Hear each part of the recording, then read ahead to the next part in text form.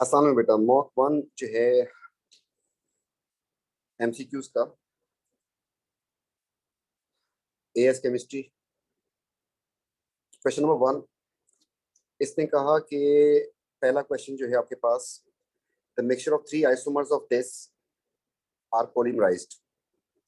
अब इसके 3 आइसोमर्स होते हैं, ये बात आपको पहले पता होनी चाहिए। तो आपके पास एक तो इसमें हो जाएगा कि दोनों क्लोरीन इस तरफ आ जाए, एच इस तरफ आ जाए, ये सिस हो जाएगा। दूसरा आपके पास हो जाएगा इसमें ये ट्रांस हो जाए, और इन दोनों का नाम जो है, इसका नाम है 1,2 डाइक्लोरो इथीन। और इसका तीसरा जो आइसोमर बनेगा वो हो जाएगा जिसमें दोनों क्लोरीन जो है वो एक ही के ऊपर लगी है। उसने कहा कि इनको मैंने तीनों को मतलब पॉलीमराइज करवाया, तो ठीक है पॉलीमराइज हो सकते हैं। तो उसने कहा तो उसका जो यूनिट बनेगा पॉलीमर का वो क्या हो सकता है, इन तीनों की मिक्सचर है, तो आप इसमें जोड़ तो सकते हैं ये। अब इस पेज के ऊपर अगर हम पहले वाले को देखें तो पहले वाला कैसे सेटिस्फाई कर रहा है, पहले वाला सेटिस्फाई कुछ इस तरीके से कर रहा है कि अगर मैं इस वाले मोनोमर की बात कर रहा हूँ, इसकी, तो आपके पास ये 2 Cl जो थे इसके, जब ये आपको पता है कि पॉलीमराइज होगा तो ये बन जाएगा आपके पास, इसमें दोनों Cl आ जाएंगे, ये दोनों एच एच होंगे, और इस तरीके से एक्सटेंशन पे। तो आपके पास ये पार्ट जो है इसका, मैं आपको शो करवा देता हूँ कि ये वाला पार्ट जो है इसका, या ये वाला पार्ट, ये आपको नजर आ रहा है इस तरफ। मतलब इसके पीछे जो जो बनाया नहीं उसने, इसके साथ अगर मैं एच एच लगा दूं तो आपको ये पूरा पॉलीमर नजर आएगा। और सिमिलरली अगर इसकी बात करते दूसरे वाले की, तो दूसरे वाले जो है जिसमें एच और सी एल लगा हुआ है, जिस तरफ भी सी एल लगा होगा, मतलब इस तरफ जो है अगर मैं एच और सी एल लगा दूं तो ये 1,2 डाइक्लोरो हो जाएगा। तो ये इसका दूसरा यूनिट हो गया इसका। तो ये पहला वाला ठीक है, उसने बीच में से रैंडम दिया ताकि आप लोग कंफ्यूज हो जाए। ट्रिकी था क्वेश्चन। सेकंड वाला जो है वो आप देख सकते हैं, ये तो काफी आसान है क्योंकि इन्हीं में से किसी को उठा लें आप। तो इसमें अगर ऐसा है आपके पास कि दोनों एच लगे हुए और दोनों सी एल लगे हुए, तो ये तो उसका एक ही रिपीटिंग यूनिट जो है इसी से बन रहा है। जो लास्ट वाला है उसमें आप देख रहे हैं कि यहाँ पर कंफ्यूजन के लिए, मतलब बच्चा सोचेगा कि 2 क्लोरीन थे, उसने पार्ट कोई बना के दिया पॉलीमर का, कोई भी चेन का कोई एक पार्ट बना के दिया। तो ये वाला पार्ट जो है इसका, कि जिसमें एच और सी एल लगा हुआ है, ये रहा। तो इसके पीछे क्या होगा आपको पता है कि फिर दूसरा वाला भी इसका पार्ट जो है वो ये वाला होगा इसके साथ, कि इधर सी एल और एच लगा होगा, एक मोनोमर हो गया। और दूसरा इसके आगे क्या सा लगा होगा जिसमें दोनों सी एल लगे हों। तो ये सब पॉसिबल है। तो 1, 2 एंड 3 तीनों पॉसिबल हैं। ए इसका राइट आंसर बन जाएगा। एक्स एंड वाई और रिवर्सिबल रिएक्शन है ये, क्लोज सिस्टम में हो रहा है, डायनेमिक इक्विलिब्रियम में आ गई है, और बोला ग्रेजुअली एस्टेब्लिश हो रही है। Change in rate of forward and rate of reverse. देखिए शुरू में आपको बताया था कि इसमें 2 पानी के टैंक से आपको समझाया था। अगर मेरे पास ये इस वक्त इसको मैं कॉपी कर लूं, पहले ये कॉपी कर लिया इसको हमने। तो आपके पास रिवर्सिबल को समझाने के लिए हमने इस तरीके से किया था, ये रिएक्टेंट है और ये प्रोडक्ट है। जैसे इस वॉल को आप खोल देंगे, खोलेंगे तो सिर्फ रेट ऑफ फॉरवर्ड जो है वो होगा,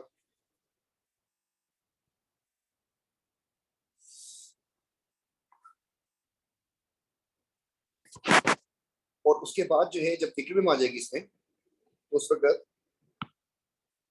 रेट ऑफ फॉरवर्ड जो है और बैकवर्ड जो है दोनों बराबर हो जाए। अब शुरू में उसकी स्पीड ज्यादा होगी रेट ऑफ फॉरवर्ड की, लेकिन आहिस्ता आहिस्ता उसकी स्पीड टाइम के साथ जो है कम होनी शुरू हो जाएगी रेट ऑफ फॉरवर्ड की। तो Aahista Aahista rate of forward को ये शो किया है डॉट लाइन से, ये डिक्रीज करेगा आहिस्ता आहिस्ता। अब जैसे ही रिएक्टेंट बन जाएगा तो फिर ये पीछे की तरफ भी मुड़ना शुरू करेगा। जब ये पीछे की तरफ मुड़ना शुरू करेगा तो फिर रेट ऑफ रिवर्स भी स्टार्ट हो जाएगा, और वो जिस तरीके से प्रोडक्ट बनती जाएगी उतना पीछे मुड़ेगा, ज्यादा प्रोडक्ट बनेगी ज्यादा मुड़ेगा फिर, तो उसका रेट जो है आहिस्ता आहिस्ता इंक्रीज करेगा। लेकिन एक चीज, ये दोनों गलत हो गए, ये दोनों ठीक हो गए। अब इन दोनों में से किसको टिक करें? तो जिस रेट, जितना रेट ऑफ फॉरवर्ड, जितना चेंज रेट ऑफ फॉरवर्ड में कम होगा उतना ही रेट ऑफ रिवर्स ज्यादा होगा, और आपके पास ये दो ऑप्शन जो आ रहे हैं, इसमें ये वाला बेस्ट बन रहा है, जहां पर दोनों का रेट जाके एक जगह पे इक्वल हो गया, बिल्कुल सेम सेम हो गया। जिस रेशो में ये कम होगा उसी रेशो में ये बढ़ेगा। तो इस तरीके से इसमें जो है, इसकी रेशो जो है कम होने की एक पर्टिकुलर है, इसकी एक पर्टिकुलर आ रही है, तो ये एक जगह पे जाके मिक्स नहीं हो रहे। तो इसका आंसर जो है C will be the correct one. दोनों काफी करीब थे, तो इसमें मतलब आपको पता है कि 11 में क्वेश्चन कैसे आते हैं, तो करीब थे दोनों, लेकिन सी इसमें बेस्ट है।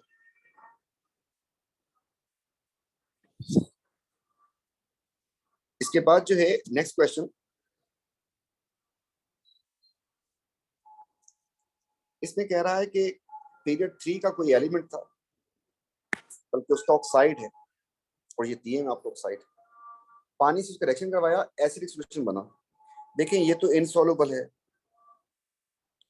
इसको तो काटते हैं, और ये बेसिक सॉल्यूशन बनाएगा, इसको भी काटते हैं। एसिड ऑक्साइड दो बच गए। फिर कह रहा है कि इसका 1 ग्राम लिया, मोल देता तो काफी आसान हो जाता। 1 ग्राम ले लिया इसने, उसको पानी में डाल दिया, और डालने के बाद जो उससे सोल्यूशन बना एसिड, उसको न्यूट्रलाइज करवाने के लिए आपको सोडियम हाइड्रोक्साइड यूज करनी पड़ी। कितनी? इतनी, इतने मोल्स की यूज करने पड़े। अब इन दोनों को हम काम करते हैं। तो मैंने इसको किया P4O10 को जब हम पानी में ऐड करेंगे, तो आपको पता है कि इससे बन जाएगा फॉस्फोरिक एसिड H3PO4। जब H3PO4 बनेगा, इसको बैलेंस करें तो आपके पास 4 यहाँ पर आ जाएगा, और फिर आपको हाइड्रोजन करने पड़ जाएंगे 12, मतलब 6। ये आपके पास बैलेंस केमिकल इक्वेशन है। अब ये जो एसिड बन गया आपके पास, इसको न्यूट्रलाइज करवाना है आपने किस चीज से? सोडियम हाइड्रोक्साइड से। सोडियम हाइड्रोक्साइड में OH एक होता है। अब इसका आपके सामने आ रहा है कि इसमें आपके पास 12H है, तो इसका जो रेशो बनेगा, एक OH के लिए आपको पता है कि एक H चाहिए होता है, रेशो 1:1 का होता है। अब इसमें क्योंकि 12H हैं, 12H आयन है इसमें, H आयन 12 है, तो आपको फिर 12 जो है OH भी चाहिए होंगे। बहरहाल हम OH की कॉन्सेंट्रेशन वॉल्यूम के मोल्स निकालते हैं, तो यहाँ पे फॉर्मूला लग जाएगा C/V, जिससे मोल्स आ जाएंगे। तो कॉन्सेंट्रेशन 0.1 है, वॉल्यूम है 25/1000, तो इसका आंसर आ गया 0.025। और इसका आंसर कितना होगा, ये हम जरा इसको स्क्रॉल करते नीचे लेके आते हैं। तो पता ये चला कि इसके असल में 12 है, उसके लिए आपको ये भी 12 चाहिए होंगे। तो इसका मतलब ये हुआ कि आपको ये 12 चाहिए किसके लिए? इसके एक मोल से, ये एक मोल से जो ये बन रहा है, तो इसकी आपको चाहिए 4। ये रेशो आ रही है इसकी। अब ये बना किस चीज से है? ये बना एक ही से है, तो आप इधर डायरेक्ट भी आ सकते हैं कि इस जगह पहुंच जाए। इसका एक मोल चाहिए इसके 12। तो अगर इसके पास आपके पास 0.025 है, इसका फिर आंसर बन जाएगा आपके पास x। तो आपके पास आ जाएंगे इसके मोल्स। तो निकालते हैं कि कितने मोल्स आते हैं इसके। तो फास्फोरस जो है, P4O10 का जो मास बन जाएगा, P4O10 का मास बन जाएगा 124, ये हो गया, और 160 ये हो गया, 4, 8 और 2, 284। तो 284 इसका MR बनता है। इसका 1 ग्राम दिया था, 1 ग्राम को लेके आता हूँ, 284 से जब डिवाइड करते हैं,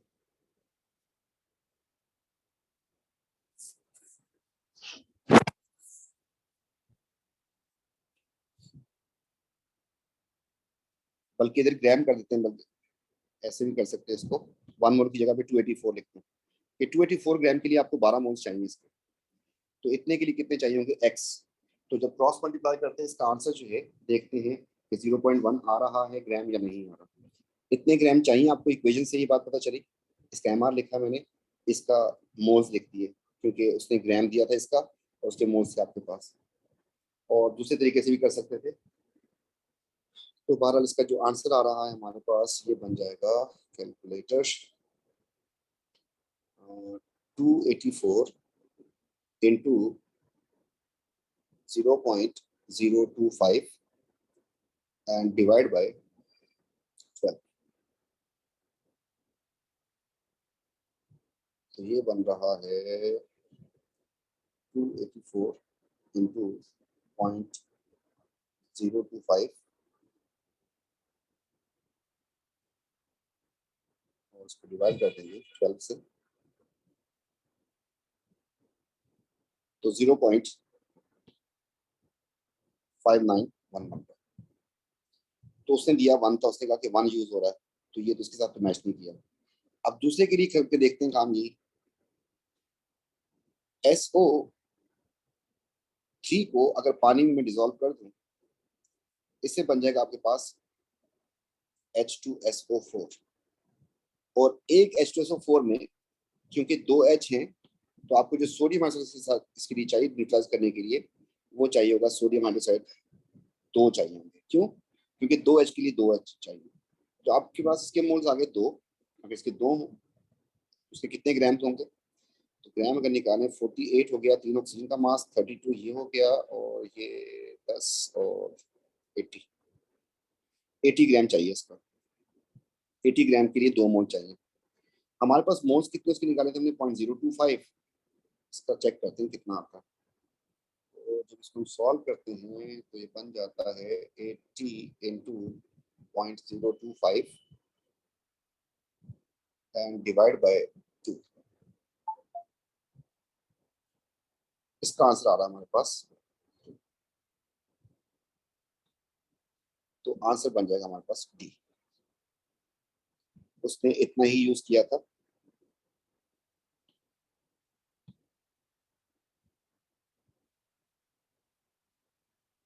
ये असल में एक छोटा सा हमने एरर किया हुआ है यहाँ पर। ये जो इसको कॉन्संट्रेशन वॉल्यूम से मल्टीप्लाई किया था, इसका आंसर था 0.0025। तो उसकी वजह से आपका आंसर जो है थोड़ा सा इधर उधर हो, तो उसको आपके पास याद होगा आंसर। तो इसका आंसर जो है आपके पास डी बन गया। नेक्स्ट क्वेश्चन जो है, इसमें इसने लिथियम हाइड्राइड यूज किया है, एल्यूमिनियम हाइड्राइड। अब आपको बताया था कि बोरोहाइड्राइड जो होता है और एक होता है एल्यूमिनियम हाइड्राइड।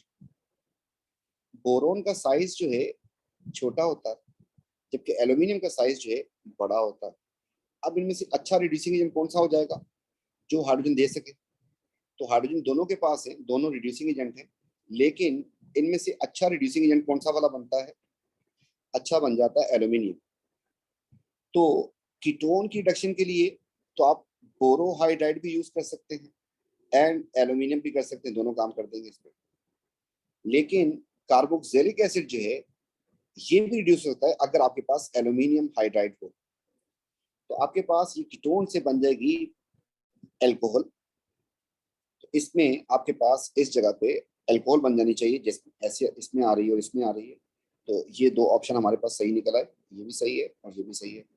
और दूसरी बात, आपका जो एल्यूमिनियम हाइड्राइड यूज करने की वजह से ये जो है इस जगह पर आपके पास ये भी रिड्यूस होकर बन जाएगा आपके पास। ये आपके पास बनता है एसिड, किस चीज से बनता है? एसिड बनता है प्राइमरी अल्कोहल से। तो ये वापस जो है बन जाएगा प्राइमरी अल्कोहल। अब इसमें देखें तो इसमें एसिड ही है, इसमें देखें तो प्राइमरी अल्कोहल बन रहा है। तो D will be the correct answer. तो याद रखिएगा एल्यूमिनियम हाइड्राइड जो है वो एसिड को भी रिड्यूस कर सकता है। ये बात आपको बताई थी कि अगर 1 डिग्री ओल हो, उसको आप माइल्ड करवाएंगे तो एल्डिहाइड बन जाएगा, और फुल करवाएंगे तो आपके पास बन जाएगा ओइक एसिड। अब वापस अगर जाना हो तो रिडक्शन है। तो ओइक एसिड से अगर आपको एल्डिहाइड में जाना है तो आपको एल्यूमिनियम हाइड्राइड यूज करना पड़ेगा, और एल्डिहाइड से इसमें जाना है तो आपके पास दोनों ऑप्शन है, बोरोहाइड्राइड यूज करें तब भी हो जाएगा और एल्यूमिनियम हाइड्राइड यूज करें तब भी होगा। और एक बार वर्ड उसने ये कहा था के reaction is allowed to goes to completion, मतलब फुल रिडक्शन हो जाए। इस वजह से भी हमने यहाँ से एसिड से रिड्यूस करवा के इसको वापस प्राइमरी अल्कोहल पे लेके आना था। तो ये आपके पास प्राइमरी अल्कोहल है। अगर एक डंडी के साथ OH लगा हो तो प्राइमरी अल्कोहल, क्योंकि यहाँ पे 2 HR है। नेक्स्ट क्वेश्चन जो है आपके पास आ गया इंफ्रारेड का। इसमें अब आपसे कह रहा है कि इसमें कौन कौन सी पीक नजर आ रही है। आपको बताया था फिंगरप्रिंट रीजन जो है आपके पास जैसे ऊपर 15 से ऊपर स्टार्ट होता है। तो हमारे पास जो 2 पीक होती है बेसिकली यहाँ पर, एक पीक हमारे पास होती है शार्प पीक जो होती है C डबल बॉन्ड O की, C डबल बॉन्ड O की। और एक ऐसी ब्रॉड पीक होती है जो कि OH की होती है। इसमें OH की पीक तो है नहीं। यहाँ पर उसने एक नया वो टर्म यूज करवाया है। एक तो आप देखें कि इसमें CO का वर्ड यूज कर रहा है और एक इसमें CN का कर रहा है। सारे ऑप्शंस के अंदर कोई नई चीज नहीं आ रही। इन दोनों की पीक अगर चेक करें तो CO की तो पीक मुझे नजर आ रही है इसमें। ये CO की पीक है जिसकी रेंज होती है, आपको बताया था 14 से 1700 के दरमियान। तो हमने जाके देखा CO की पीक जो है हमारे पास ये रेंज बनती है हमारे पास, और स्ट्रॉन्ग सिग्नल होता है, शार्प पीक होती है। तो हमारे पास जो है ये उस रेंज में आ रहा है। ये हो गया। अगली पीक जो है C नाइट्राइल ग्रुप की है, C ट्रिपल बॉन्ड N की। और ये पीक कहाँ पे आती है ये जाके देखते हैं। तो CN नाइट्राइल ये रहा आपके पास। इसकी पीक आती है 2200 और वीक सिग्नल होता है। जाके चेक करते हैं। तो 2200 ये 20 हो गया आपके पास और ये 22। इस रीजन में तो कोई पीक आपके पास आप देखें आ ही नहीं रही। इस रीजन में कोई पीक ही नहीं है आपके पास। तो इसका मतलब कि CN नहीं है और CO है। ये दो बातें कंफर्म हो रही है। Both are present, no both not present. ये भी नहीं प्रेजेंट, ये भी नहीं प्रेजेंट, ये बात भी गलत होगी। ये प्रेजेंट है, ये नहीं है, ये वाला ऑप्शन सही हो जाएगा इसका। तो यहाँ पर इसने मार्किंग स्कीम फिल करते हुए जो है वो गलती हो गई होगी, बी कर दिया। इसका आंसर करेक्ट जो है वो सी। नो डाइपोल मूवमेंट किसमें नहीं होगी। आपको बताया था कि अगर आप स्फेयर लगाएं ड्रॉड फॉर्मूला में और स्फेयर पे सारे एक ही तरह के एटम अगर आ रहे होंगे, सारा नेगेटिव चार्ज ही आ रहा होगा, तो फिर वो नहीं रहेगा। बोरोन ट्राइफ्लॉराइड की शक्ल जो होती है आप सबको पता है कि 120 का एंगल होगा इसका, और तीनों फ्लोरीन आ रहे हैं। तो आपके पास नेगेटिव नेगेटिव नेगेटिव हो गया, ये नॉन पोलर हो गया। नो ओवरऑल ये वाला सही हो गया। मिथेन कार्बन हाइड्रोजन बॉन्ड तो आपको पता है कि नॉन पोलर होता है, ये तो जाने दें इसको। एंड फास्फोरस पेंटाक्लोराइड मतलब PCl5 की बात कर रहा है। तो फास्फोरस पेंटाक्लोराइड कुछ ऐसा होता था, और अगर आप इसके ऊपर भी स्फेयर लगाते हैं तो यू विल सी कि सारे नेगेटिव आ रहे हैं, पॉजिटिव बीच में रह जाएगा। तो ये भी नॉन पोलर हो गया। तो तीनों ठीक हो गए। तो ए जो है इसका आंसर बन गया। Next question. ये रिएक्शन दिया है इसने, इसके बारे में कौन सी बात सही है। Number 1, delta H for the reaction is twice bond energy. NO की बॉन्ड एनर्जी की बात की है इसने, बहुत गलत बात कर दी है। इसको कूट देना चाहिए। ये शो कर रहा है कि कोवेलेंट होता है, खुदा का खौफ करना चाहिए, कोवेलेंट नहीं होता। इसके साथ तो आयनिक बॉन्डिंग होती है, यहाँ पर आपके पास इसमें आयनिक बॉन्ड हो रहा है। तो ये तो बहुत बड़ी गलती थी। बोला कि एंथैल्पी चेंज इज पॉजिटिव। अब आपको बताया था कि जिसमें भी ऑक्सीजन अगर आ जाए वो हमेशा एक्सो होते हैं, जिसको हम कंबस्टन कहते हैं। तो आपके पास ये हो जाएगा, आपके पास एक्सो तो पॉजिटिव तो नहीं होगा, नेगेटिव हो जाएगा। The equation represent the standard enthalpy change of combustion of sodium. Yes हो सकता था कि आप देखें कि इसका 1 मोल जल रहा है और उससे रिस्पेक्टिव ऑक्साइड बन रहा है, ये बात तो सही है। लेकिन 1 मोल नहीं जल रहा, इसलिए मैंने इसको काट दिया। यहाँ पर अगर तो होता कि sodium solid and half oxygen and gives you sodium oxide, इसको हाफ किया होता इस तरीके से, इसको 0 पॉइंट फिर करना पड़ जाता 0.25 ऑक्सीजन, तो फिर जाके जो है ये बात सही होती। इसका 1 मोल अगर होता तो, इसका 1 मोल नहीं दिया इसने, इसलिए ये बात सही नहीं है। फॉर्मेशन ऑफ सोडियम ऑक्साइड इस लिहाज से सही है, इसका 1 मोल बनना चाहिए और अपने एलिमेंट से बनना चाहिए, और उसके एलिमेंट्स ये रहे। तो 1 मोल इसका होना चाहिए था, इसको फिक्स करना था आपको, ये फिक्स्ड है। और बाकी जो स्टैंडर्ड स्टेटमेंट सारे। तो D is the correct answer. ये सेटअप किया इसने, और इसमें जो है डाइक्रोमेट मतलब ये एसिड ऑक्सीडाइजिंग एजेंट है, और 2,4-DNPH रखा है इसने। और बोला कि ऑरेंज पीपीटी जो है बन रहे हैं, तो किस किस में बन सकते हैं। बेटा ये प्राइमरी अल्कोहल है, इसको अगर आप माइल्ड ऑक्सीडाइज करेंगे इससे एल्डिहाइड बन जाएगा, और एल्डिहाइड जो है 2,4-DNPH को पॉजिटिव टच दे देगा, सही हो गया। ये सेकेंडरी अल्कोहल है, इससे आपके पास कीटोन बन जाएगा, वो भी 2,4-DNPH को टेस्ट दे देगा, ये भी सही है। ये टर्शियरी अल्कोहल है। टर्शियरी अल्कोहल ऑक्सीडाइज ही नहीं होती।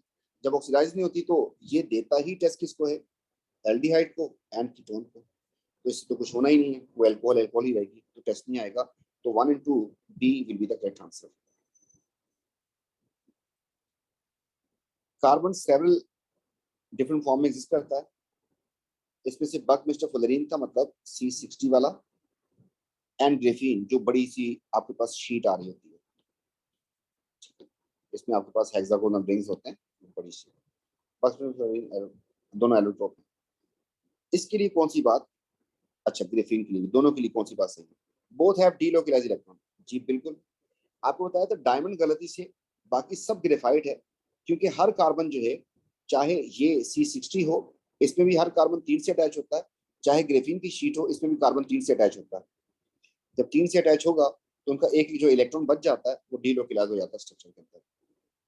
Has a giant molecular structure, no it's a simple, C60 पे तो खत्म हो रहा है, 60 एटम तो हैं, तो ये तो खत्म हो जाएगा स्ट्रक्चर, तो ये जायंट नहीं है, सिंपल मॉलिक्यूल। ग्रेफीन में टेट्राहेड्रल, नो टेट्राहेड्रल तो सिर्फ डायमंड में होता है, तो 1 ओनली का मतलब हो गया D is the correct answer. Chlorofluoroalkane diffuse into stratosphere, UV light broken by the UV light.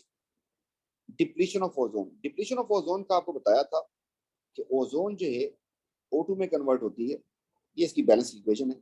इसको जो कैटलाइज करवाता है वो करवाता है Cl रेडिकल। अब Cl रेडिकल किसमें होगा?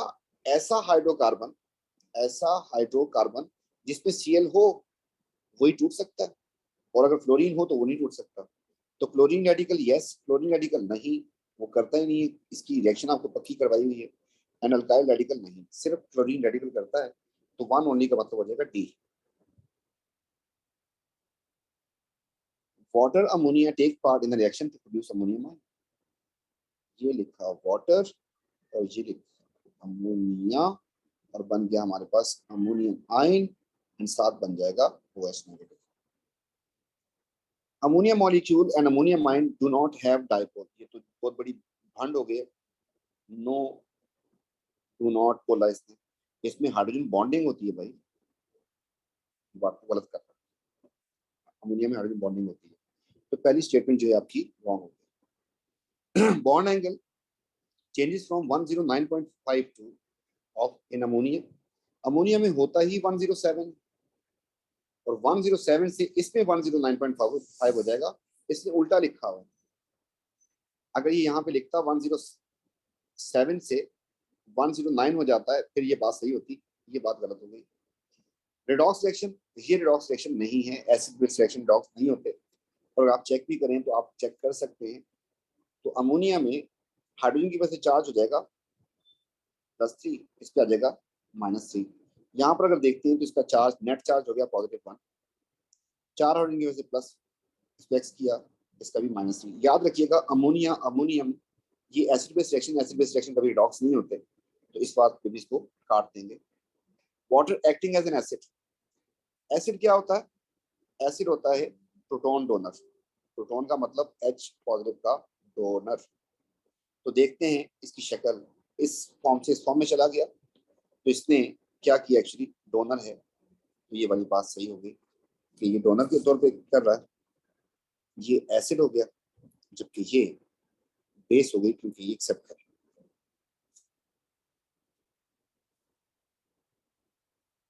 ऑक्सीडाइज, अच्छा किस कंपाउंड इज ऑक्सीडाइज, किस में कंपाउंड ऑक्सीडाइज होगा? कंपाउंड ऑक्सीडाइज आपके पास होता है टॉलिन में एंड फैलिन में। इसी बेस के ऊपर ये जो एल्डिहाइड होते हैं can be oxidise to carboxylic acid, इस बेस के ऊपर ये टेस्ट जो है डिवाइस किए हैं। तो ये तो ऑक्सीडाइज होके बन जाएंगे कार्बोक्सिलिक एसिड, और ये HCN न्यूक्लियोफिलिक एडिशन है, ये तो ऑक्सीडेशन रिडक्शन नहीं इसमें काउंट होता। तो ये जो थे दोनों ऑक्सीडाइजिंग एजेंट थे हमारे पास, 2 और 3 जो है आंसर हो जाएगा इसका। And aldehyde can be oxidise आपको पढ़ाया हुआ है, तो 2 और 3 का मतलब हो गया C. Due to similar ionic radii lithium and magnesium very similar. अब आपने लिथियम तो पढ़ा नहीं, मैग्नीशियम पढ़ा है, जो बात मैग्नीशियम के लिए सच होगी वही बात लिथियम के लिए भी सच होनी चाहिए। Lithium burn slowly in oxygen, आप लिथियम काट के आप मैग्नीशियम के बारे में सोचें, मैग्नीशियम बर्न होता है with a bright white flame, ये बात गलत होगी, स्लो तो नहीं होता। Lithium carbonate decompose on heating forming lithium oxide and carbon dioxide. आप सोचें मैग्नीशियम कार्बोनेट के साथ क्या होता है, मैग्नीशियम ऑक्साइड बनता है एंड कार्बन डाइऑक्साइड बनता है, तो फिर लिथियम में भी वही काम हो रहा है। लिथियम कार्बोनेट अगर होगा आपके पास, उससे लिथियम ऑक्साइड बन जाएगा एंड कार्बन डाइऑक्साइड बन जाएगा। ये बात सिमिलर हो रही है, ये आंसर भी हो जाएगा। लिथियम नाइट्रेट डिकम्पोज होगा तो ये बनेगा, मैग्नीशियम नाइट्रेट से मैग्नीशियम ऑक्साइड बनता है, तो ये वाली बात गलत है। Lithium react violently with cold water producing hydrogen. जब मैग्नीशियम बहुत स्लो करता है या नहीं करता रिएक्शन पानी के साथ, तो इसका रिएक्शन बहुत स्लो होता है। कैल्शियम और नीचे वाले फास्ट रिएक्शन करते हैं, तो ये वाली बात भी गलत हो जाएगी। तो आपको ग्रुप 2 में जो मैग्नीशियम था उसकी प्रॉपर्टी से उसको मैच करना था, और इस तरीके से आपके पास आंसर बन रहा है बी। Access dry एचपीआर। अब ड्राई एचपीआर जो है, यहाँ पर एक तो उसने जाके डबल बॉन्ड पे अटैक करना ही करना, एंड मेजर माइनर का वर्ड वो यूज ना भी करता तभी आपको पता होना चाहिए। तो आप आ जाए इसके ऊपर। इसमें अगर आप सोचें कि ये कार्बन है तो इसकी 4 डंडियां पूरी, 1 2 3 4, जबकि ये वाला कार्बन जो है इसमें 2 डंडियां हैं और एक एच लगा होगा। तो हमने आपको बताया था कि हाइड्रोजन हैलाइड का जब एडिशन करेंगे तो पहली बात हाइड्रोजन वहां जाएगा जहां पे हाइड्रोजन ऑलरेडी ज्यादा हो, तो फिर बी आर को यहाँ जाना चाहिए। एंड सिमिलरली यहाँ पर अगर आते हैं तो इसमें भी कार्बन की 4 डंडियां पूरी हैं, इसमें आपके पास CH2 होगा यहाँ पर। यहाँ पर अगर हम एच बी आर को ऐड करें तो एच जाएगा एच वालों के पास और बी आर जाएगा यहाँ पर। इसका मतलब कि बी आर जो है हमारे पास इन 2 स्पॉट्स के ऊपर बी आर आके लग जाना चाहिए। तो हमारे पास देखते हैं कि इन 2 स्पॉट्स पे बी आर आके लग जाए, तो ऐसे ऑप्शन कौन कौन से बन रहे हैं। एक ये सही है और ये भी सही है, मतलब ये दोनों सही होना चाहिए, तो ये भी ठीक है। और ये तो पता नहीं इसने मॉलिक्यूल को ही नहीं, ये गलत है, इसने गलत जगहों पे लगाए हैं। आपके पास सी एंड डी, डी जो है यहाँ से। अब रह गया मसला ओ एच का। अब आपको पता है कि अगर कॉन्सेंट्रेटेड एचबीआर हो, एचबीआर कॉन्सेंट्रेटेड हो, तो फिर ओ एच का, ओ एच को हटा के बी आर उसकी जगह पे आ सकता है। तो हमें देखना है कि बी आर को लेके आए या ना लेके आए। एक्सेस भी यूज कर रहा है, ड्राई भी है, वार्म भी किया हुआ है, तो फिर इसको, इसका एच एंड ओ एच मिलकर पानी बना देंगे और बी आर इसकी जगह पे आगे लग जाएगा। तो आपके पास ये वाला ऑप्शन सही हो जाएगा, B is the correct answer. Sorry, आके लग जाएगा इसकी जगह पे, इसमें आके लगा बी आर, तो C is the correct answer.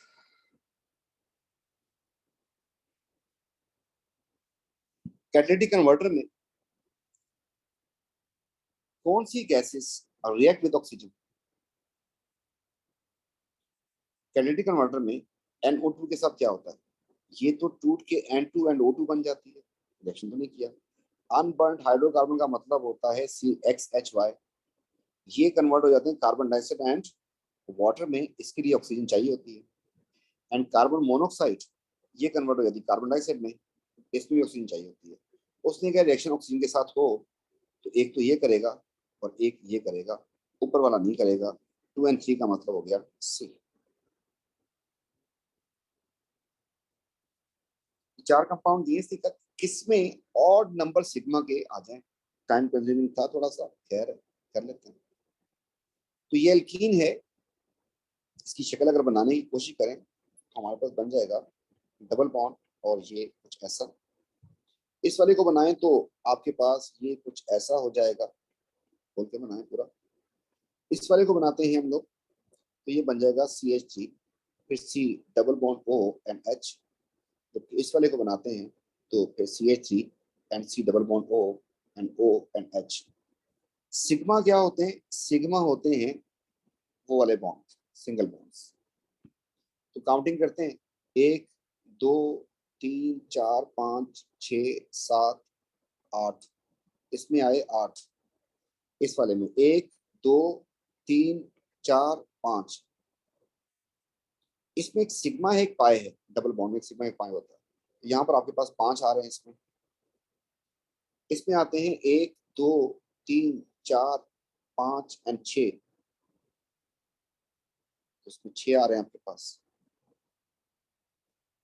इसमें आते हैं आपके पास 1 2 3 4 5 6 और ये 7, इसमें आ रहे हैं आपके पास 7। ऑड नंबर का मतलब हो गया एक 7 हो गया और एक 5 हो गया, तो 2 इसमें ऐसे।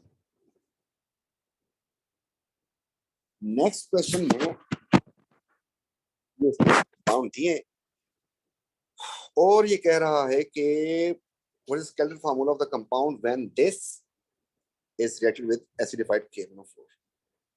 इस कंपाउंड को गौर से देख लें और रिएक्शन किससे करवा रहा है, डाइक्रोमेट से। सिर्फ अल्कोहल ऑक्सीडाइज होगी, अगर KMnO4 होता तो डबल बॉन्ड भी टूट जाता। तो इसको आप लोग खोल के देख लें, बना लें, जो भी करना है इसका हम कर लेते हैं काम। तो मैं इसको करता हूँ कार्बन नंबर 1, फिर 2, फिर 3 एंड फिर 4। बस ये वाला कार्बन जो है किस में कन्वर्ट हो जाएगा, एसिड में। अगर उसने हीट अंडर रिफ्लक्स किया हुआ उसने, तो ये वाला पार्ट इसका COOH बन जाएगा, बाकी सेम रहेगा। तो कार्बन हो गया आपके पास फिर 4 ही है, तो 4 कार्बन और आखिरी वाला एसिड। तो एसिड मेरे पास यहाँ पर आ रहा है एसिड, एंड यहाँ पर आ रहा है एसिड, और डबल बॉन्ड मेरा रहना चाहिए, सिर्फ एसिड बनना चाहिए। तो आपके पास बी मेरे ख्याल में आंसर बन जाएगा। इसने क्या भड़ मारा हुआ है यहाँ पे, 2 OH कोल्ड KMnO4 से रिएक्शन नहीं करवा रहा ना, तो ये तो गलत है। ये तो करवा रहे डाइक्रोमेट सिलेक्शन, तो सिर्फ एसिड बनना चाहिए और बाकी पूरी चेन वैसी रहनी चाहिए, डबल बॉन्ड उसमें होना चाहिए। तो हमारे पास एसिड की बेस के ऊपर 2 ऑप्शन बने थे, उनमें से डबल बॉन्ड इसमें है, इसी में रह गया, बच गया, तो B is the correct answer. ये डाई इथेनोइक एसिड है, इसका इथेनॉल सिलेक्शन करवाया, आप भी करवा दें। तो ये कंपाउंड को जितना खूबसूरत हो जाएगा कि इसका ये बच जाएगा, यहाँ से इसका O बच जाएगा, और H जो है इसका, चले देख देता हूँ फॉर द टाइम बीइंग। और इस तरफ आपके पास आ जाएगा अल्कोहल इथेनॉल वाली CH2 एंड CH3, तो इसको आप रिमूव कर देंगे बाद में। सिमिलरली इसको हम लिखेंगे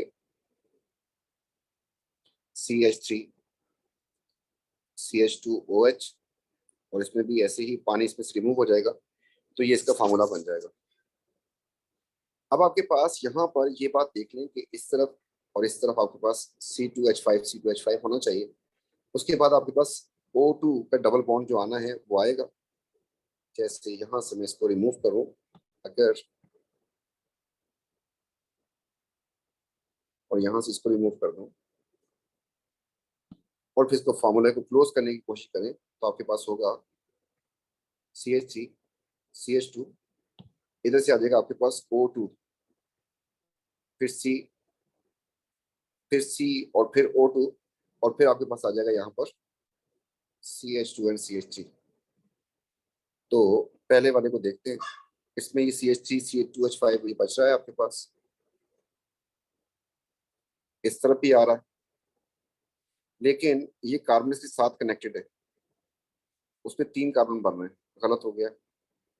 ये 2 कार्बन के बाद ऑक्सीजन आनी चाहिए, 2 कार्बन के बाद ऑक्सीजन आनी चाहिए, ये मुझे लग रहा है आंसर हो गया। इसमें आपके पास 3 कार्बन के बाद ऑक्सीजन आ रही है, इसमें आपके पास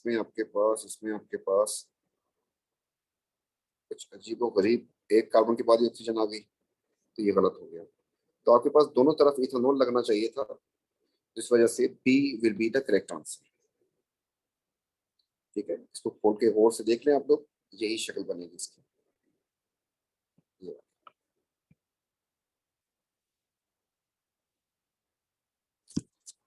ये क्वेश्चन फिर ट्रिकी था, इसमें वो कह रहा है कि हाउ मेनी आइसोमर्स इसके होंगे और कौन से ज्योमेट्रिकल।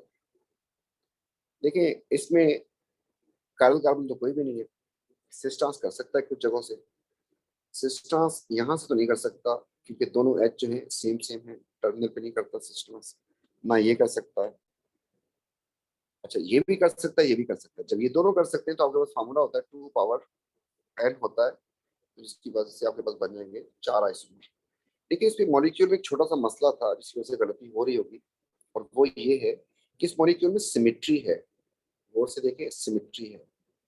कार्बन कितने हैं इसमें, 1 2 3 4 5 6 7 8 8 कार्बन है।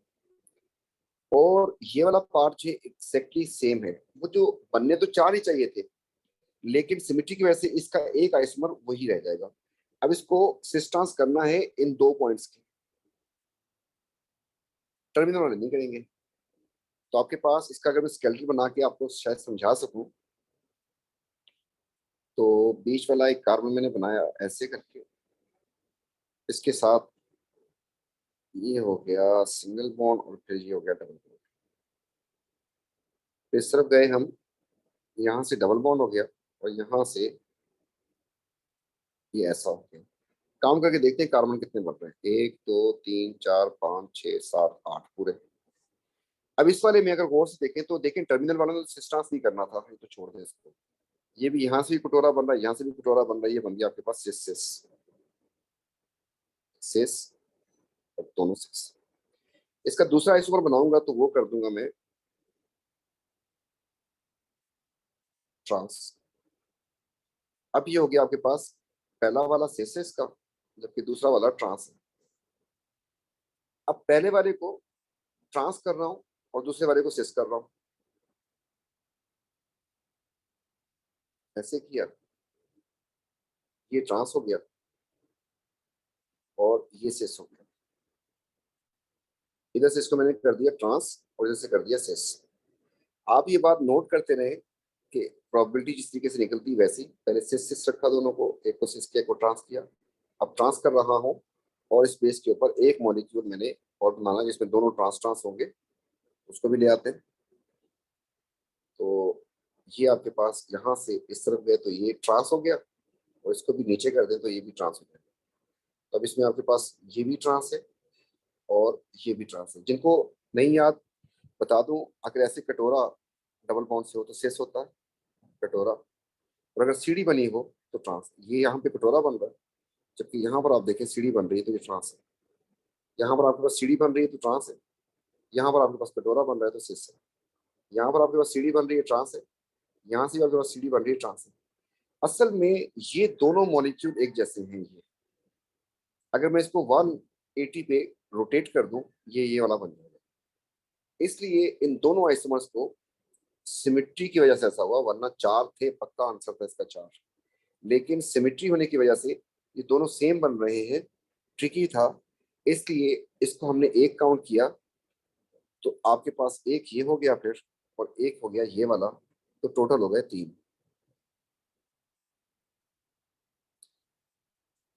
Stereo and structure isomer, non cyclic isomer बनाने इसके। आइसोमर के ऊपर क्वेश्चन आ गया, ऐसे क्वेश्चन को हम सबसे आखिर में करते हैं। आइसोमर आपकी सोच से जरा ज्यादा ही होता है। पहला आइसोमर बनाने जा रहा हूँ, स्ट्रेट चेन की कार्बन नंबर 1 पे लगा दिया, फिर डबल बॉन्ड की पोजीशन चेंज कर दी हमने, कार्बन नंबर 2 पे आ गया। फिर पोजीशन चेंज करने का फायदा नहीं होगा, इसका नाम 1 पेंटीन है, इसका नाम 2 पेंटीन है।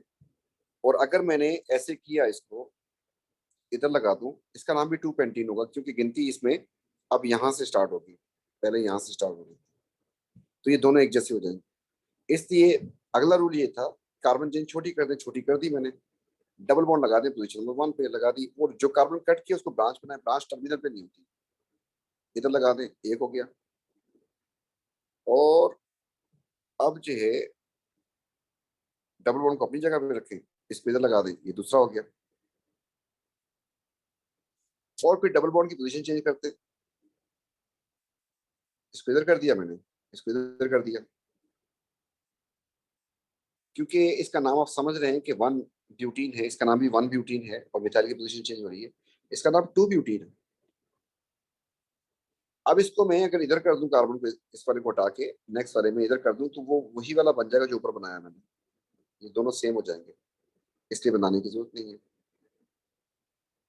ये आइसोमर यहाँ पे रुक गए, अब 3 पे चला गया, डबल बॉन्ड लगा दिया। अब 2 कार्बन आपके पास शॉर्ट है, अगर 2 कार्बन आप इसके ऊपर लगाएंगे, टर्मिनल पे तो लगा नहीं सकते, इधर लगाएंगे दोनों कार्बन, उसकी वजह से 5 हो जाएगी। बस आइसोमर वो आखिरी था जो बना दिया हमने। अब इसमें आपको पता है कि टर्मिनल वाले के ऊपर 2 एच लगे होते हैं, इसका सिस्टांस नहीं हो सकता, ये एक ही है। इस वाले में आपको पता है कि ये एच हो गया और ये CH3, दो डिफरेंट ग्रुप हो गए, इसमें एक H होगा और एक ये चीज, ये सिस ट्रांस भी करेगा, मतलब इसमें दो आइसोमर्स बन जाएंगे, एक इसका सिस होगा एक ट्रांस होगा। इसका सिस ट्रांस नहीं हो सकता क्योंकि दोनों H लगे हुए, ये एक ही होगा। इसका भी सिस ट्रांस नहीं हो सकता क्योंकि दोनों H लगे हुए, ये भी एक ही होगा। इसका भी सिस ट्रांस नहीं हो सकता, उसकी वजह ये है कि ये CH3 है, ये भी CH3 है, तो ये भी सिस ट्रांस नहीं करेगा, ये भी एक ही है।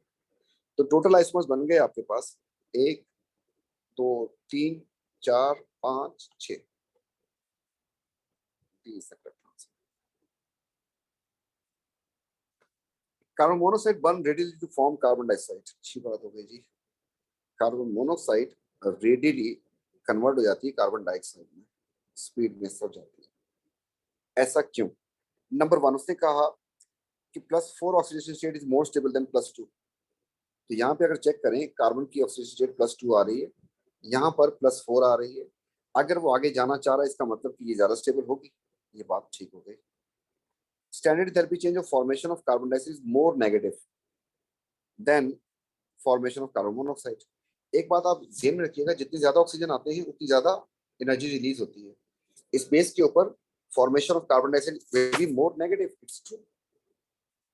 और जितना ज्यादा नेगेटिव हो, एक्सो हो, तो स्पॉन्टेनियस भी हो जाता है, इसलिए आगे भी जा रहा है।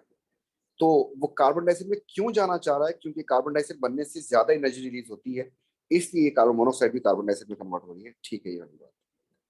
अब ये दोबारा मतलब इसको, उसमें भी क्वेश्चन 2-3 दफा आया था मेरे पास, पास पेपर्स जो पुराने वाले थे उसमें। और इसके अलावा भी जो है आप इस बात को ध्यान में रख लीजिएगा, वो काम जल्दी होगा जिसकी फॉर्मेशन जो है, जिसकी डेल्टा एच नेगेटिव होती है। लास्ट वाली बात, उसने कहा value of equilibrium constant of this likely to high. ये होता है क्या इक्विलिब्रियम कांस्टेंट? ये होता है केसी। केसी किसके साथ डायरेक्टली होता है? प्रोडक्ट के साथ, रिएक्शन के साथ रिवर्सली होता है। अगर प्रोडक्ट ज्यादा तो केसी ज्यादा। ये कह रहे रिएक्शन आगे जा रहा है, अगर इस पर केसी अप्लाई करूं तो आपको पता है कि कार्बन डाइऑक्साइड ऊपर आएगी और कार्बन मोनोऑक्साइड नीचे आएगी। तो अगर रिएक्शन आगे जा रहा है, लाजमी सी बात है, उसने कहा कि आगे जा रहा है, जा रहा है, इसकी अमाउंट ज्यादा होगी, इसकी जब अमाउंट ज्यादा होगी तो फिर केसी भी ज्यादा होगा, ये वाली बात भी ठीक हो गई। तो A is the correct answer. इनमें से ऑक्सीडेशन नंबर सल्फर का निकालना आसान था ये क्वेश्चन। तो इसमें -2 है, इसमें +4 है, जबकि इसमें अगर मसला है किसी को तो निकालते कैसे थे ये भी दिखा देता हूँ। H2SO3 नेट चार्ज मॉलिक्यूल पे 0 है, 3 ऑक्सीजन की वजह से -6 हो जाएगा, 2 हाइड्रोजन की वजह से +2 हो जाएगा, उसको कर दीजिए X, इससे आंसर आ जाएगा आपके पास। तो A is the correct answer.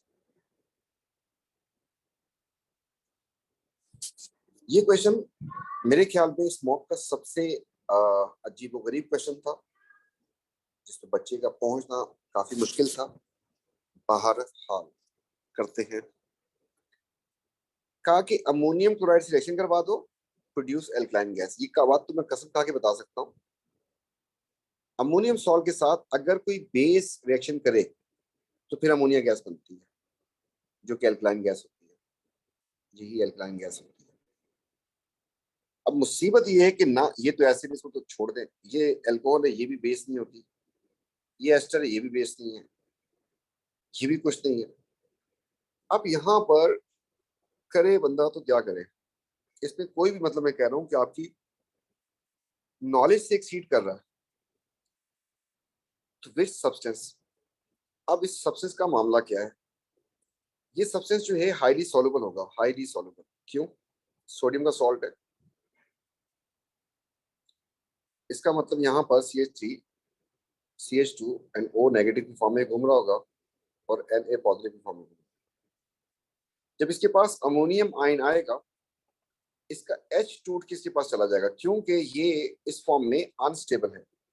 देखिए ये वो नहीं जो आप सोच रहे हैं, वो जो होता है जिसको आप सोचते हैं कि वो स्टेबल होता है, वो होता है CH3COO, 2 O होते हैं उसमें एसिड का। एल्कोहल का तो इथोक्साइड तो बहुत ही अनस्टेबल होता है। तो इसका H अगर टूट के इसके पास आ जाए तो ये खुद बन जाएगा CH3 CH2O, उसका H इसके पास आ गया, और वहां से जैसे एच उसमें से निकला तो ये अमोनिया गैस बन जाएगी। और कोई ऑप्शन हो नहीं सकता। दूसरी बात जरा और समझिएगा, एस्टर तो किसी से रिएक्शन नहीं करता सिवाय उसके हाइड्रोजन। इसके OH के साथ अगर रिएक्शन करवाना है तो आपको पता है कि बस उसमें कुछ चीजें हैं, जैसे सोडियम मेटल रिएक्शन कर सकती है और ये। तो यहाँ पर असल में जो उसने कहा कि अमोनियम आयन से एल्कलाइन गैस निकली है, एक हिंट ये मिलता है कि अमोनियम आयन से वो एल्कलाइन गैस निकली है। आपको इसका H को रिमूव करवाना है फिर, और H को रिमूव करवाने के लिए नॉर्मली तो मैंने आपको बताया कि बेस रिएक्शन करवाते हैं। अब ऐसी कोई भी चीज जो इससे H को छीन ले तो इस बेस के ऊपर ये बन रहा है। दूसरी इसकी मंतक ये भी हो सकती है, वजह ये भी हो सकती है कि जहां पर ये बना था उसमें हो सकता है बेस हो। आपको पता है कि ये, बल्कि नहीं, ये वो वाला है नहीं मसला। बनता था उसमें हाइड्रोलिसिस से, तो अगर आपने बेसिक हाइड्रोलिसिस किया तो उसमें बेस भी होती है एक्सेस में, वो वाली बात नहीं बनेगी। तो मैं मानता हूँ कि इस क्वेश्चन को अटेम्प्ट करते हुए आप लोगों को ठीक ठाक मसला हुआ होगा। तो लेकिन इसका आंसर जो है, अब आप ऐसे क्वेश्चन मैं, मेरी मर्जी नहीं है, बस डालता है तो क्या, तो आंसर इसका बी बन जाएगा।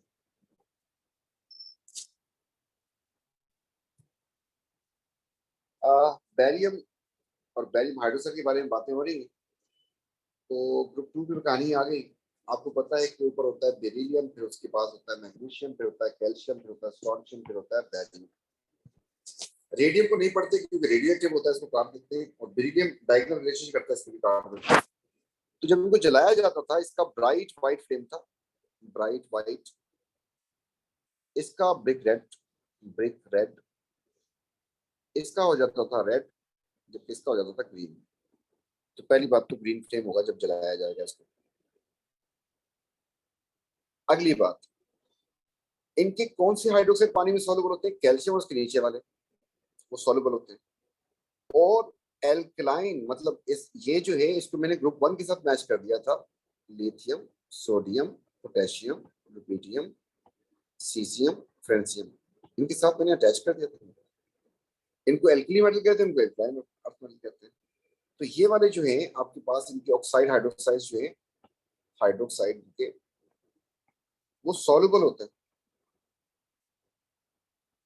जब सॉल्युबल होंगे तो फिर एल्कली बन जाएंगे, और एल्कली को स्ट्रॉन्ग बेस कंसिडर करते हैं, स्ट्रॉन्ग बेस।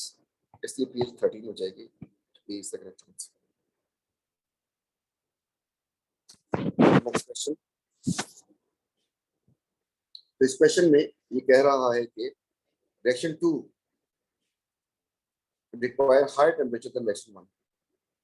तो अगर आप याद करें, ये ग्रुप 7 का रिएक्शन था, तो ऊपर वाला जो है कोल्ड में अगर हो तो आपके पास बन जाता था। कोल्ड में क्या बनता था याद है? NaClO बनता था, ये रहा वो Cl होता है। एंड अगर हॉट यूज करें तो आपको बन जाता है NaClO3, ये रहा वो ClO3। तो ऊपर वाले के लिए हाई टेम्परेचर नहीं चाहिए। Reaction 2 require high temperature than 1, ठीक है, ये वाली बात सही है, नीचे वाला हॉट कंडीशन में। The product of reaction 1 show chlorine in two different oxidation state. Yes, products, ये तो दोनों में ही चेंज है। खैर, इसमें -1 चार्ज है, जबकि इसमें चार्ज निकालेंगे तो +1 आएगा। अब कैसे आएगा, घबराना नहीं है। नेट चार्ज हो गया -1, एक ऑक्सीजन से -2 इस पे किया तो अपने पास +1। तो रिएक्शन 1 में दोनों की oxygen. The product of the reaction 2 show oxygen in two different oxygen state. ये गलत है, दोनों ही डिस्प्रोपोर्शनेट किया, यही है डिस्प्रोपोर्शनेशन रिएक्शन की एग्जांपल है ये। इसमें क्लोरीन ही ऑक्सीडाइजिंग एजेंट है और क्लोरीन ही रिड्यूसिंग एजेंट है। ऑक्सीजन किसी भी कंपाउंड में -2 ही होता है, तो ये वाली बात गलत हो जाएगी। 1 एंड 2 की बेस के ऊपर बी आंसर है। ये क्वेश्चन इसने कहा कि silver nitrate added to solution of X halide and aqueous ammonia is then added. इस बात को समझ ले, ये क्वेश्चन काफी गंदा है। तो आपने इसके अंदर छोड़ दिया किसको? सिल्वर आयन को। और उसमें घूम रहे थे कौन? हेलाइट। और उसमें डाल दिया आपने किसको, अमोनिया को। तो अमोनिया जो है आपको पता है कि वो बनाता है कॉम्प्लेक्स साथ। अगर आपको याद हो क्लोराइड का जो टेस्ट था, इसमें डालते थे हम सिल्वर नाइट्रेट, इससे बन जाता था AgCl, जो कि पीपीटी होते थे, व्हाइट पीपीटी, उसमें डालते थे हम अमोनिया, उससे ये बन जाता था सिल्वर का अमोनिया के साथ कॉम्प्लेक्स, एंड इस तरीके से पीपीटी डिसॉल्व हो जाते थे। ब्रोमाइड के पार्शियली डिसॉल्व होते हैं और आयोडाइड के होते ही नहीं। अब वो कह रहा है कि इसके बारे में कौन कौन सी बात ठीक है। The position of equilibrium 1 lies to left when this is,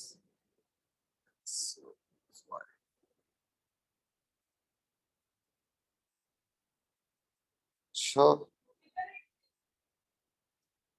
अगर आयोडाइड होगा, इसकी जगह पे आयोडाइड हो, तो रिएक्शन आगे जाएगा, यस जाएगा, क्यों नहीं जाएगा। सारे के सारे हेलाइड, चाहे क्लोराइड हो, चाहे ब्रोमाइड हो, चाहे आयोडाइड हो, सारे के सारे ये बनाते हैं। ये वाली बात तो सही नहीं है। तो कोई भी हेलाइड आएगा, लाजमी सी बात है, तकरीबन कंप्लीट कन्वर्जन मैंने लिखवाया हुआ था आप लोगों को वहां पर, ये काम तो पूरा कंप्लीट होता है। तो इसने कहा कि नहीं होगा, ये बात गलत है। Increasing concentration of ammonia cause the position of equilibrium to move in left.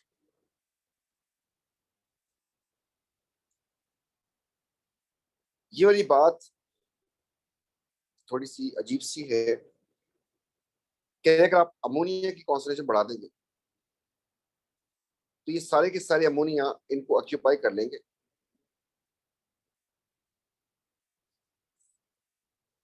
जब ऐसा होगा तो सिल्वर आयन की कॉन्सेंट्रेशन क्या हो जाएगी, ड्रॉप हो जाएगी। तो इक्विलिब्रियम 1 जो है पीछे की तरफ मूव कर जाएगी। तो ये बात किसी हद तक सही बनती है। दोबारा देख लें, आपके पास सिल्वर आयन थे, अमोनिया की कॉन्सेंट्रेशन बढ़ाने से ये सारे के सारे इस फॉर्म में कन्वर्ट हो जाएंगे। अमोनिया आप डाल दोगे तो सिल्वर के साथ मिलके ये बना देगा। ऐसा करने से जैसे ही सारी चीजें बन जाएंगी, कॉम्प्लेक्स बन जाएंगे, तो सिल्वर आयन की कॉन्सेंट्रेशन ड्रॉप हो जाएगी। जब ड्रॉप हो जाएगी इसकी कॉन्सेंट्रेशन, रिएक्शन 1 के लिहाज से उसने पूछा था, 1 के लिहाज से, तो अब इस रिएक्शन को पीछे जाना पड़ेगा टू मेंटेन द कॉन्सेंट्रेशन। ये बात ठीक बन रही है, इसको ठीक कर दिया। The KC for the reaction 2 is larger than this. Reaction 2, देखिए रिएक्शन 2 की जो बात कर रहा है, एक वो कह रहा है आपको कि अगर AgCl हो, और दूसरी बात कर रहा है कि अगर AgI हो। आप इसमें अमोनिया ऐड कर दें, आप इसमें भी अमोनिया ऐड कर दें, इसमें आपका बन जाएगा AgNH3 कॉम्प्लेक्स एंड Cl अलग हो जाएगा, डिसॉल्व हो जाएंगे। इसमें कह रहा है कि ये AgNH3 बन जाएगा और आयोडाइड इसका आजाद हो जाएगा। अमोनिया ऐड करने से क्लोराइड के विपरीत तो डिसॉल्व होते हैं, ये वाली बात तो ठीक है, लेकिन आयोडाइड के विपरीत तो डिसॉल्व ही नहीं होते हैं, इसमें इक्विलिब्रियम तो आएगी नहीं। इसलिए ये ऑप्शन गलत हो गया। ये बहुत करीब था कि बहुत सारे बच्चों ने शायद सी किया हो। तो क्योंकि आयोडाइड के पीपीटी डिसॉल्व ही नहीं होते, क्लोराइड के और ब्रोमाइड के होते, तो इक्विलिब्रियम आयोडाइड वाले में आएगी ही नहीं, इसलिए ऑप्शन कट जाएगा। Equilibrium reaction is redox reaction, ये कॉम्प्लेक्स रिएक्शन वाले जो होते हैं, और प्रेसिपिटेशन रिएक्शन रिडॉक्स नहीं होते, कट जाएगा। तो B is the correct answer. Next question, अच्छी बात है जी। Formation of positive ion, I gas, I में आपको पता है कि पॉजिटिव आयन बनता है एक्स गैस से, एक्स पॉजिटिव 1 बन जाएगा, ठीक है।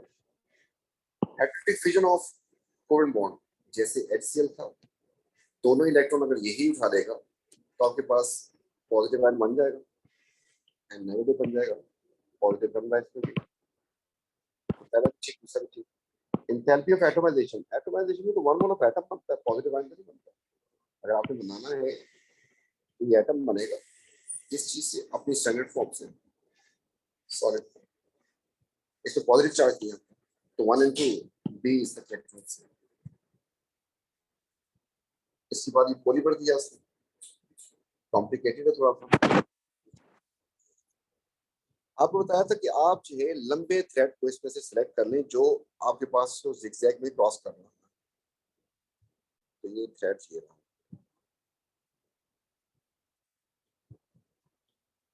यहाँ से इस तरफ इस तरफ इस तरफ इस तरफ इस तरफ इस तरफ ये जा रहा है। फिर आपसे कहा था कि आप दो दो कार्बन पे कट लगा दें, तो ये कट लगा दिया, ये कट लगा दिया। साइड पे करें इसको, ये कुछ इतना प्यारा है, इधर आ जाएगा डबल बॉन्ड, इस तरफ लगी दो डंडियां, इस तरफ लगा हुआ है ऐसे, ये ऐसा कोई मॉलिक्यूल बन गया। थोड़ा सा और बेहतर बनाने की कोशिश करते हैं। तो आपके पास ये बन रहा है, यहाँ से ऐसा हो जाएगा, यहाँ से ऐसा हो जाएगा, और ये हो जाएगा डबल बॉन्ड इसका एक्चुअली।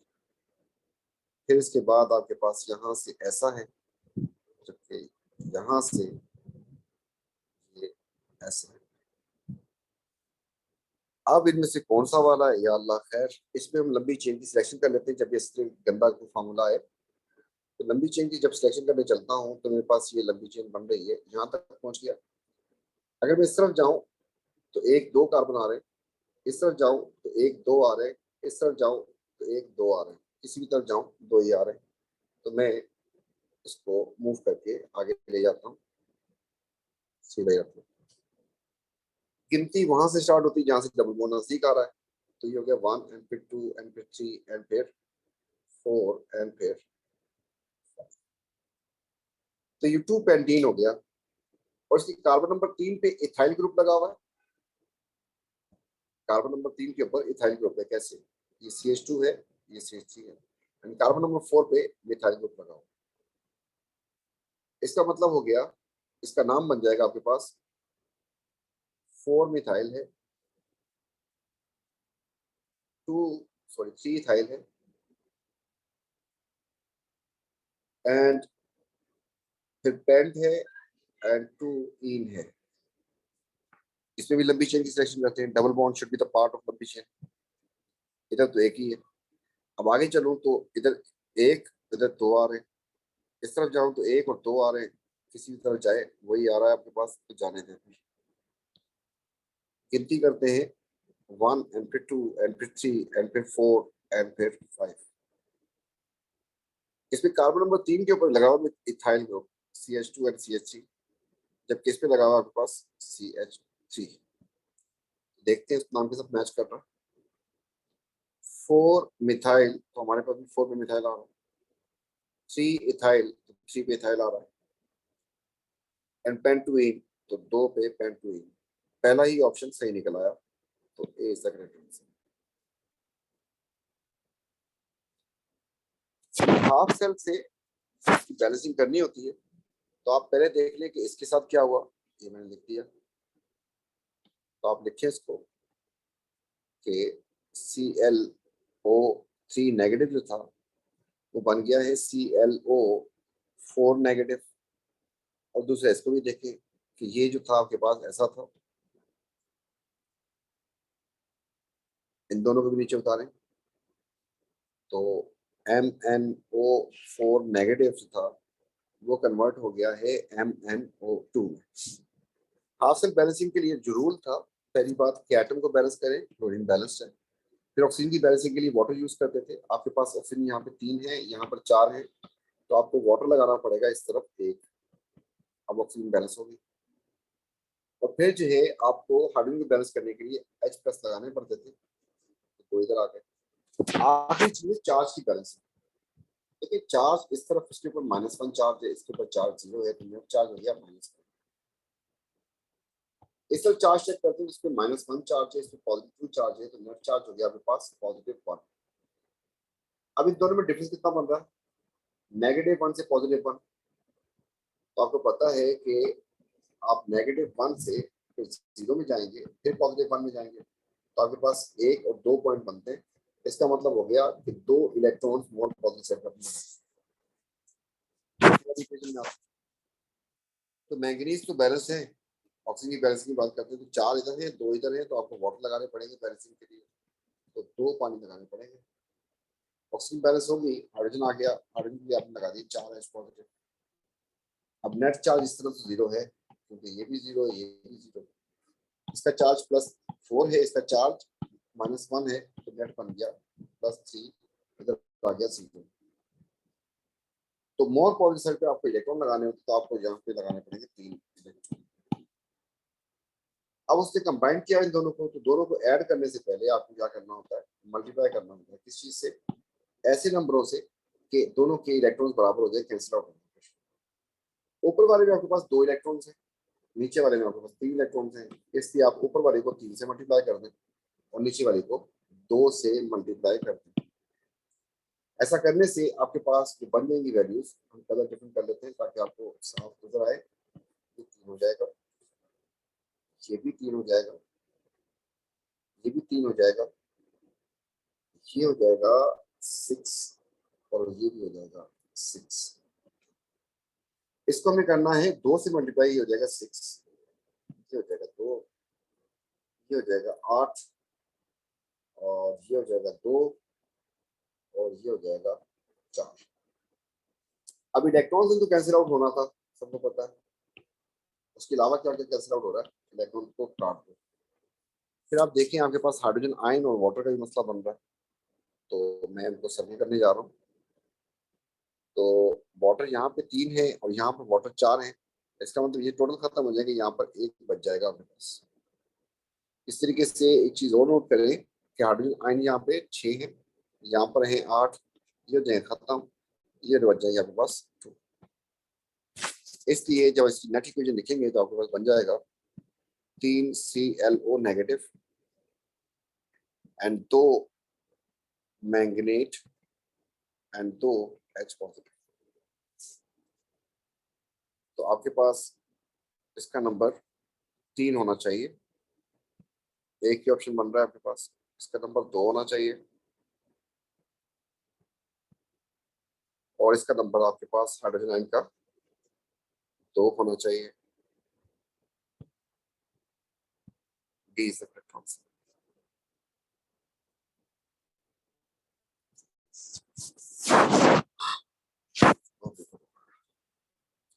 नेक्स्ट क्वेश्चन में इथेनॉल है, इथेनॉल और ये 3 organic compound, highest boiling point किसका होगा जिसमें फोर्सेस ज्यादा स्ट्रॉन्ग होंगी? तो हाईएस्ट बॉइलिंग पॉइंट होगा इसका जिसमें हाइड्रोजन बॉन्डिंग है, तो इथेनॉल एंड हाइड्रोजन बॉन्ड। काफी सिंपल था ये वाला क्वेश्चन।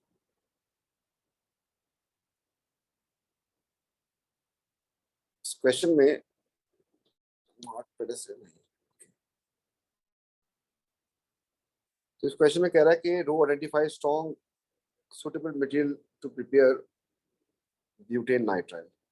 अब यहाँ पर एक कंफ्यूजन आपको हो सकता है और वो ये है कि आप सोचेंगे कि इन सब में CN तो आगे लग जाएगा। अच्छा, CN लाने के लिए आप NaCN वाला मामला यूज कर लें, या यहाँ पे लिखे आना NaCN को यूज करें, तो ये 2 ऑप्शन है। आप सोच रहे होंगे कि इसमें ब्यूट बन रहा है, CN आ जाएगा ब्यूटेन नाइट्राइल, इसमें बनेगा प्रोपाइल नाइट्राइल, लेकिन ऐसा है नहीं। कार्ब नाइट्राइल का जो कार्बन होता है वो इसी चेन में कंसिडर किया जाता है।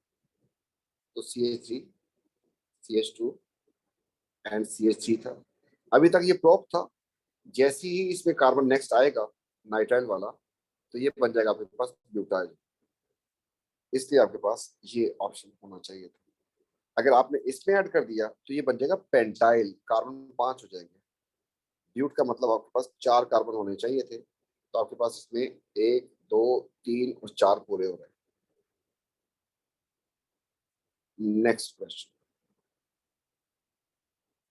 नेक्स्ट क्वेश्चन में कह रहा है नंबर 1,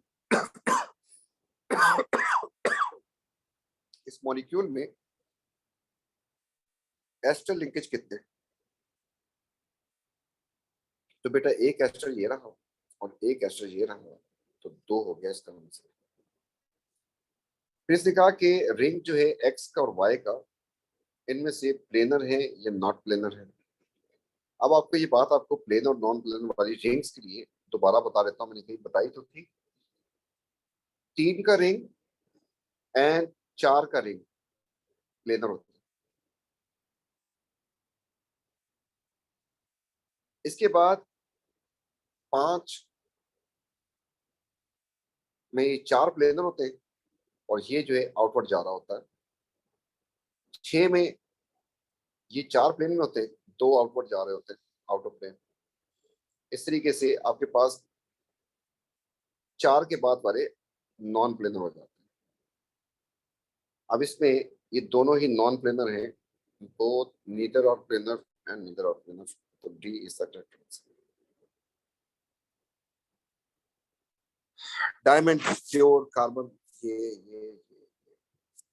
मैं यूज करते हैं इसको कैरेट्स में। 1 कैरेट में इतने ग्राम होता है। अच्छा, 1 कैरेट इज इक्वल टू 0.2 ग्राम होता है। Expression give caret contain this much carbon atoms.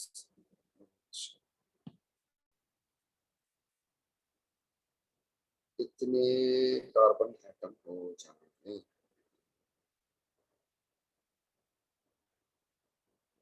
Okay,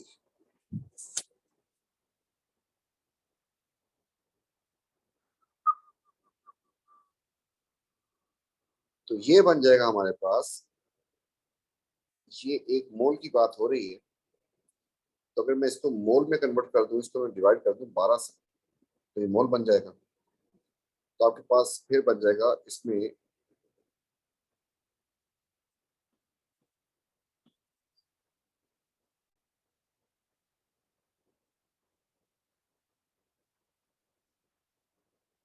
12 हो तो ये x हो जाएगा, क्रॉस मल्टीप्लाई करके देखते हैं क्या बनता है इसका। x इज इक्वल हो जाएगा 1 into 12 डिवाइडेड बाय 0.2।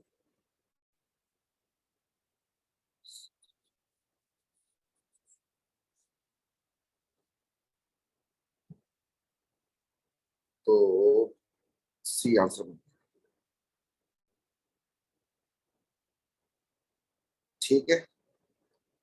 तो इसमें मोल का कॉन्सेप्ट लेके आया था, इससे मुझे ख्याल आया कि ये मोल्स की तरफ जा रहा है, इसलिए मैंने इसको इसके एमआर से डिवाइड कर दिया। तो इतने ग्राम इतने कैरेट होता है, ये बता दिया था आपको। उसने कहा कि इतने कार्बन एटम हो तो कितना होगा। हमें पता है एक पर्टिकुलर होंगे ना यहाँ पे एटम्स, उसके 1 कैरेट बनता है। तो 6.02 का मतलब हो गया, इसका मतलब 6.02 x23 एटम्स तो हो गए, इसका मतलब 12 ग्राम का मतलब, तो इसलिए इतने एटम। तो C is the correct answer. Third period का है, इट्स ऑक्साइड इज जाइंट। अच्छा, मैग्नीशियम का ऑक्साइड भी जाइंट होता है, पहली वाली बात। एल्यूमिनियम का ऑक्साइड भी जाइंट होता है, Al2O3। SiO2 भी जाइंट होता है, एंड P2O3 4O10 जो है ये सिंपल होता है। तो आपके पास 3 जाइंट निकल है। अगली बात कह रहा है कि फॉर्म कोवेलेंट कंपाउंड, इसमें आयनिक है, ये कोवेलेंट नहीं है। अच्छा, क्लोरीन के साथ, क्लोरीन के साथ बात की है तो हम देख लेते हैं। MgCl2, AlCl3, SiCl4, कोवेलेंट ये 2 हो गए। आखिरी बात, it's oxide will utilize HCl। इसका मतलब उसको क्या होना चाहिए, या तो फिर बेसिक होना चाहिए या फिर एम्फोटेरिक होना चाहिए, तभी तो HCl रिएक्ट कर सकता है। तो इसका ऑक्साइड एम्फोटेरिक है, जो HCl रिएक्शन कर जाएगा। इसका ऑक्साइड तो एसिडिक है, वो HCl रिएक्शन नहीं करेगा, ये कट जाएगा। ये इसका कट क्वेश्चन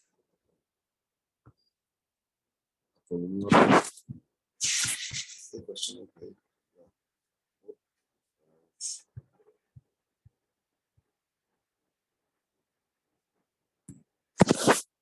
ग्रुप 17 के बारे में कौन सी बात ठीक है। Chlorine date with cold sodium iodide form this and this, this is wrong. NaClO बनता है कोल्ड में, हॉट में बनता है NaClO3। से कोल्ड यूज किया था, तो ये वाली बात गलत होगी। HCl is more thermally stable then HBr। हाँ, ये बात तो सही है, लेकिन लिखा है लेस इलेक्ट्रोनेगेटिव, इसका इस बात से कोई ताल्लुक नहीं, बॉन्ड एनर्जी से ताल्लुक है। HCl का जो है, Cl का साइज छोटा होता है, इसलिए इसकी बॉन्ड एनर्जी ज्यादा होगी, जबकि Br का साइज बड़ा होता है, इससे इसकी बॉन्ड एनर्जी वीक हो जाएगी। तो वो तो बात सही थी, लेकिन इलेक्ट्रोनेगेटिविटी से कोई ताल्लुक नहीं है इसका, ये भी क्या। Iodide ions are oxidised by iodine by consonant sulphuric acid. Iodide ion H2SO4 से ऑक्सीडाइज होकर आयोडीन बना सकते हैं। ये बात सही है। अगर आपको याद हो सल्फ्यूरिक एसिड से हमने आयोडाइड का रिएक्शन करवाया था, आयोडाइड और ब्रोमाइड जो है वो रिएक्शन कर रहे थे, रिडॉक्स रिड्यूस कर रहे थे सल्फर डाइऑक्साइड में उसको लेकिन क्लोराइड नहीं कर सका था, तो ये सही हो गया। Silver iodide is soluble in dilute ammonia. नहीं, आयोडाइड सॉल्युबल नहीं होता भाई, तो C is the correct answer. अच्छी बात हो गई जी। प्रोपेनोइक एसिड बनाना चाहता है तो उसने कहा कि as one of its product, मतलब सारे नहीं, कोई बन जाए। पहले यूज किया उसने कॉन्सेंट्रेटेड हीट कर रहा है KMnO4 हॉट। यहाँ से काटेंगे तो आपके पास 1 2 और 3 कार्बन हो गए और इसके पास H भी है, तो इसमें प्रोपेनिक एसिड बन जाएगा। पहला सही है उसका, तो मेरे ख्याल में आगे इतना चेक करने की जरूरत नहीं है। सोडियम एसिड ऐसे तो नहीं बन सकता, उसमें तो सॉल्ट बनेगा, ठीक है, और इससे इथेनॉइक एसिड बनेगा। और इसको जब आप इसको करवाएंगे हाइड्रोलाइसिस तो इसमें अल्कोहल भी रह जाएगा, सही, मतलब CH3 ये था इतना प्यारा, तो जब इसमें आप ऐड कर देंगे CN तो H भी यहाँ पे आ जाएगा, और फिर जब हाइड्रोलिसिस कर देंगे तो ये प्रोपेनोइक एसिड नहीं बनेगा, असल में इसमें एक अल्कोहल भी है, तो ये कुछ ये चीज बन जाएगी। तो ये प्रोपेनोइक एसिड प्रॉपर नहीं बन रहा क्योंकि इसमें अल्कोहल है, तो प्रोपेनोइक एसिड सिर्फ इसमें बनेगा। तो A is the correct answer. Okay, rate बोला कि इंक्रीज हो जाए। रेट का मतलब हो गया इफेक्टिव कोलिजन, आपको इक्वेशन नहीं देखनी होती। एडिंग आर्गन मिक्सचर, में गया डिक्रीजिंग टेम्परेचर, टेम्परेचर से आपके पास कभी रेट बढ़ सकता है, कम करने से नहीं। इंक्रीजिंग टोटल प्रेशर, प्रेशर बढ़ाने से बढ़ जाएगा, प्रेशर बढ़ा रहा है इससे रेट बढ़ जाएगा, क्योंकि प्रेशर ज्यादा करने से आपके पास पहले प्रेशर कम था, आपने प्रेशर ज्यादा कर दिया, पार्टिकल करीब करीब आ जाएंगे, जिसकी वजह से इफेक्टिव कोलिजन बढ़ जाएंगे।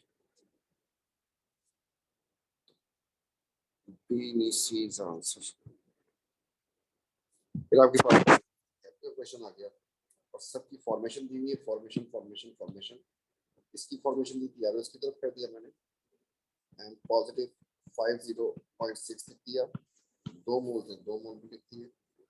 फिर आपको इसकी दी है फॉर्मेशन एंड दैट पॉजिटिव 9.2, इसका एक ही मोल था, और फिर आपको वाटर की दी है -241.8, इसको 4 से मल्टीप्लाई कर देंगे और फिर एक एरो हमने अपनी तरफ से घुमाना होता है, तो एरो, तो पहला एरो अगेंस्ट है, दूसरा अगेंस्ट है, तीसरा वाला साथ है, उसकी वजह से आपके पास ये बन जाएगा 2 इंटू -50.6, ये बन जाएगा 1 इंटू -9.2, साइन चेंज हो जाएगी क्योंकि उल्टे जा रहे हैं, तो उधर साइन सेम रहेगी इसकी 241.8। तो ये जो साइन हमने चेंज की है पॉजिटिव से नेगेटिव, क्योंकि उल्टा जा रहा था इस वजह से, ये भी उल्टा जा रहा था, पॉजिटिव से नेगेटिव कर दिया, ये हमारे एरो के साथ ही जा रहा था नेगेटिव, तो फिर मैंने नेगेटिव करना। इसका आंसर बन जाएगा तकरीबन 800, 900 इधर से हो जाएगा और 10 ये है और 100 ये हो जाएगा, समझ लो 800 और फिर 100 और फिर 10 20 ये सारा मिला के तकरीबन इनमें से आंसर बन रहा है। पहली बार सारे नेगेटिव में होंगे तो नेगेटिव उसमें भी दिए हैं, ये बन जाएगा इसका आंसर।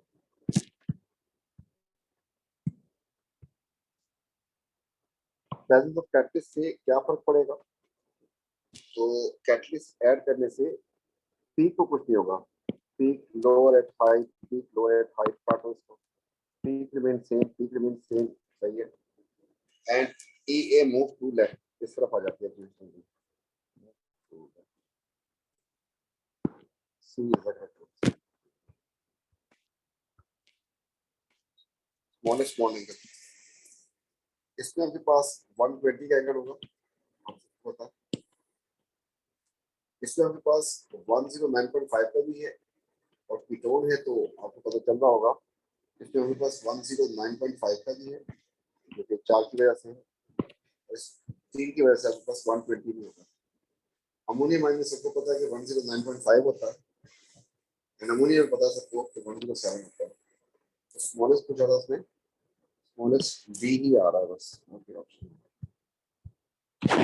ये पेपर था आपका, और जो है फिर इंशाल्लाह मिलते हैं इसका।